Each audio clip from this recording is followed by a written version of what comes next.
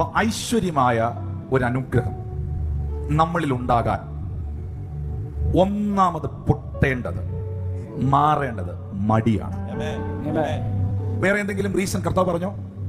അബ്രഹാമേ, ഞാൻ നിന്നെ ഐശ്വര്യമായി അനുഗ്രഹിക്കും, ഞാൻ നിന്റെ പേർ വലുതാക്കും, ആകാശത്തിലെ നക്ഷത്രങ്ങളെ പോലെയും കടൽക്കരയിലെ മണൽത്തരി പോലെയും ഞാൻ നിന്നെ വർദ്ധിപ്പിക്കും, നിന്നെ അനുഗ്രഹിക്കുന്നവരെ ഞാൻ അനുഗ്രഹിക്കും, നിന്നെ ശപിക്കുന്നവരെ ഞാൻ ശപിക്കും.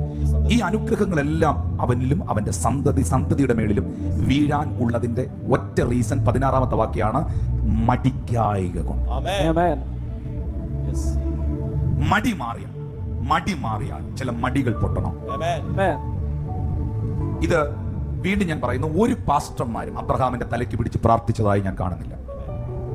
അബ്രഹാം തന്റെ ദശാംശം തന്റെ പുരോഹിതനായ മൽക്കീസേദെക്കിന് കൊടുക്കുമായിരുന്നു. മൽക്കീസേദെക്ക് അബ്രഹാമിനെ അനുഗ്രഹിച്ച് പ്രാർത്ഥിച്ചിട്ടുണ്ട്. പക്ഷേ ഇവിടെ അബ്രഹാം അനുഗ്രഹിക്കപ്പെടാനുള്ളതിന്റെ കാരണം ഒരു പ്രവാചകനോ ഒരു പാസ്റ്ററോ മറ്റ് യാതൊരു തരത്തിലുള്ള എൻകൗണ്ടറുകളോ അല്ല.